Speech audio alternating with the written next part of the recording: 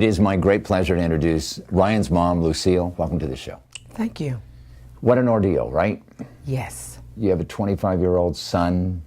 He has a skin rash. He goes to a dermatology clinic.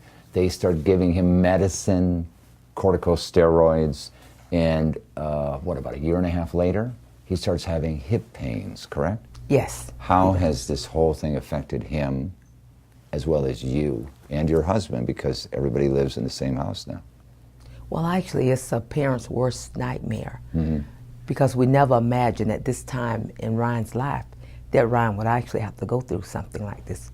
Ryan has gone through surgery that he should have never gone through at someone his age. Yes. And it has changed all our lives. To be told that he would be okay, he would have just minor limit activities, but that's not true.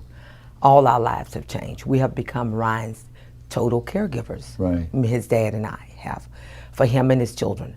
Ryan had gotten a home for him and his kids, pursuing his own business, but he had to move back home because we became his total caregivers. Yes. And not at one moment have we ever regretted that, but it breaks our heart that our son at this age in his life should be enjoying his life. Yeah. And now we know it's never going to be over for Ryan. Ryan's undergone 3 hip surgeries, and we've all come to the conclusion that he probably will have to have more hip surgery. Yeah, because he's only 29. He's only 29, and he just turned 29. Right. Ryan can't do the things that he used to do with his children. Ryan can't work.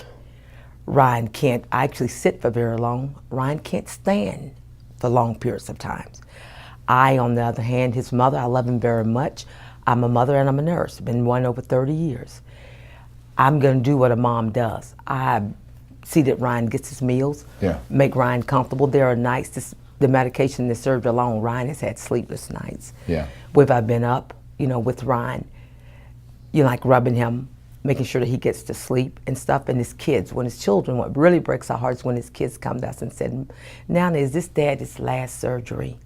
I mean, will he be able to play?" His daughter's going out for basketball, and she wants her dad to teach her. Yeah. But Ryan can't jump like he used to.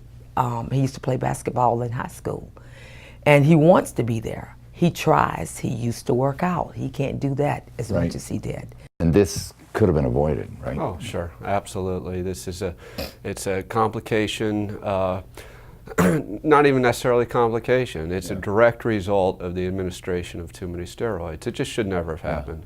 What do you think justice is in this case? Kind of a tough one. Justice would be I'm trying to think. I look at Ryan, and the thing is, the justice is to me that this should have never happened to Ryan, at his age. And the justice would be if my son could have one day without pain, one day without suffering, either "Mama, my hip hurts" again, or he's itching to the point that he makes himself bleed. The justice is that I think that in the medical field, just speaking because I'm a medical professional, that we need to open our eyes. We need to be more in tune to what our patients are saying to us and listening to what their complaints really are. Yeah. Well, thank you very much for being there for Ryan. You're welcome. You're his mom. He's lucky you're a nurse. And, you've really risen to the challenge, and your law firm is going to do a great job for you guys. That's why we're doing this show, because it's very unfair to Ryan. Yes, it is. Thank you for being on the program.